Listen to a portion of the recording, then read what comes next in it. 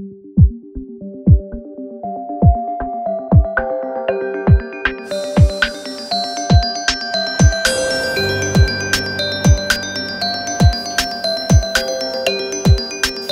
fait des pièces usinées qui sont quasiment microns et qu'on vient assembler dans des pompes qui vont tourner, des pièces statiques, des pièces rotatives.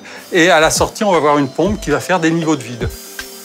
Alors, la pompe à vide, c'est un produit qui est très complexe, c'est de la mécanique de précision. Et donc notre spécialité, c'est de chercher l'éternel compromis entre la performance et la fiabilité. Aujourd'hui, on est très avancé sur la connexion entre les machines de mesure et les machines-outils. Et on se dit que toutes ces données de mesure, on pourrait aussi les exploiter pour travailler sur la performance du produit fini. On a à peu près 18 000 mesures de pièces par jour et on a 70 000 mesures de contrôle qualité-sortie de nos produits.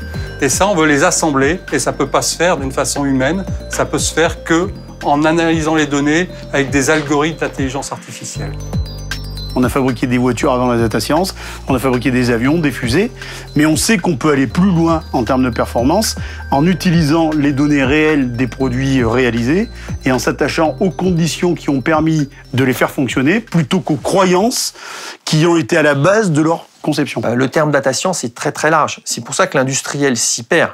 Donc l'idée, c'est effectivement d'essayer de l'aider à se retrouver en formalisant ces aspects-là. C'est un peu ce qu'on cherche avec nos 4 piliers, en disant il y a le côté humain, il y a la gestion, l'organisation des données, il y a le traitement des données et il y a aussi la véracité des données, élément qu'on a peut-être tendance à oublier, mais si vos données sont floues, vous verrez que du bruit, vous ne pourrez pas prendre de décision.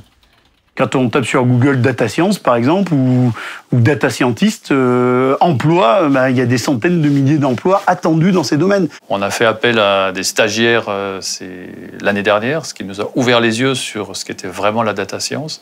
Ça nous a ouvert les yeux sur notre manque de compétences. Et aujourd'hui, donc, on travaille avec des intervenants extérieurs sur des sujets de ce type.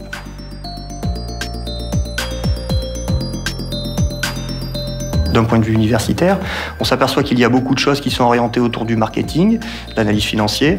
Par contre, on s'aperçoit qu'il y a très peu de formations qui sont mises en place pour utiliser toutes ces techniques-là, vraiment pour l'ingénierie.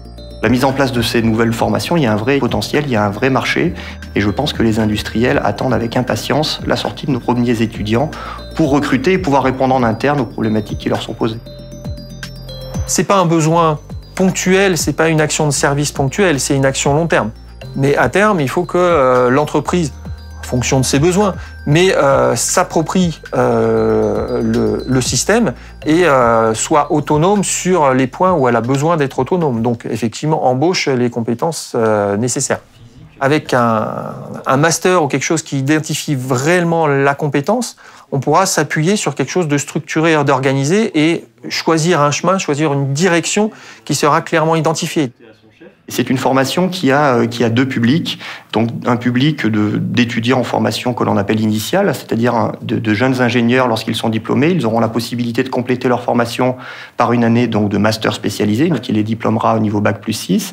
Et puis cette formation est aussi destinée à des candidats qui seraient en entreprise. On appelle ça de la formation continue. Et donc ce que l'on a vraiment voulu mettre en avant à travers cette formation, c'est la possibilité d'atteindre ces 2 publics.